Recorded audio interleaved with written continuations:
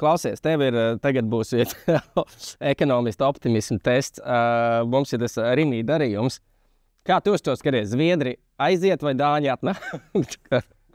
Nu, kā ekonomistam jāskatās uz statistiku, uz cipariem, uz faktiem. Nu, ja mēs skatāmies uz... Nē, abi apgalvojumi patiesi. jā, bet ja mēs skatāmies uz faktiem, tad panikai par to, ka Zviedrija masveidā pamet Latvijas tirgu, manuprāt, nav pamata, jo Zviedrija ar kārtu ir lielākais ārvalstu investors tiešajās investīcijās Latvijā, un šīs tiešās investīcijas tikai pieaug.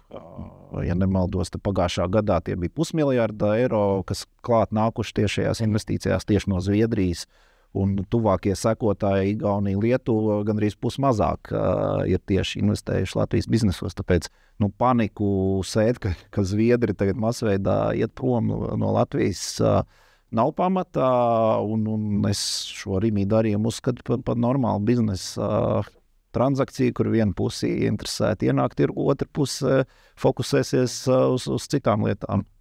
Jā, varbūt jautājums, kā tas darījums konkrētā veidā strukturēsies, bet jā, ka varbūt Dāņi uzšausies topā nedaudz augšā.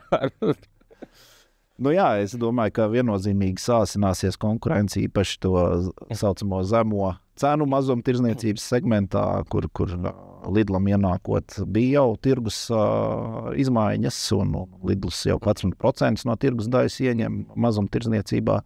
Es domāju, jā. Tu domā, ka patērētājiem tur arī būs? Patērētājs varētu iegūt, jā, no šī. Bet no otras puses, priekš Latvijas ekonomikas ļoti svarīgs jautājums ir, vai jaunais mazumtirdzniecības tīkls tirgos Latvijas ražotāju preces. Tieši tā. Jo tas, manuprāt, ir svarīgāk nekā patērētāja nelielais iegūms uz cenu karu rēķinās ar mazumtirgotājiem, jo ja vietēji ražotāji netiek šajā jaunajā mazumtirdzniecības tīklā ar savām precēm, tas... Jā, jo tas zemo cenu modelis paredz, mēroga iepirkumus no atsevišķiem ilglaicīgiem sadarbības partneriem, kuri gana bieži var arī nebūt tepat uz vietas. Jā, es domāju, ļoti liela konkurence mūsu ražotājiem būs ar Polijas un citu. Paši Rimīgi jaunie topošie, tur tagad es skaidru, ka cik saprotu, konkurences padomu pagaidām vēl skaidri nevar pateikt. Viņiem tas būs konkrēti jāvērtē, vai tas ir Eiropas komisija jāvērtē. Viņi saka, ka pirms šķietam būs Eiropas komisija jāvērtē, tur kā uzraugošo iestāžu atļauju jāsaņem.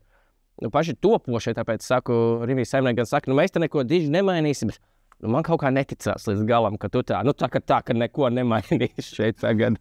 Es esmu novērojis, ka parasti jebkurš pārņemšanas vai apvienošanas darījums, kur iesaistīti lieli uzņēmumi, tiek pavadīts ar ļoti pozitīvu komunikāciju, ka viss jau būs tāpatās kā iepriekš, nekas īpaši nemainīsies, un tas skaties nākamajā pirmdienā saka pazust kolēģi. jo jā, tiek aizstāti ar citiem. Bet kopumā es īstenībā šo pat, jo tiešām tu piesauc to, mēs piesaucam to variantu par Zviedri aiziet vai Dāņi atnāk, es pat domāju, ka īstenībā šis ir labs signāls tam, ka īstenībā Baltijā joprojām ir tā, ka pēc būtības gadās ienākt jaunas investīcijas par spīti tam visam apkārtējam fonam un šādu mērogu investīcijas. Jā, manuprāt, arī no tāda plašāka skata tas ir pozitīvs signāls, ka ir investori interesi par mūsu reģionu un tās ģeopolitiskās situācijas bailes noteikti tiek iecenotas darījumos, bet investori attiecīgi nav tik lielā panikā un ir racionāli un gatavi ienākt tirgū.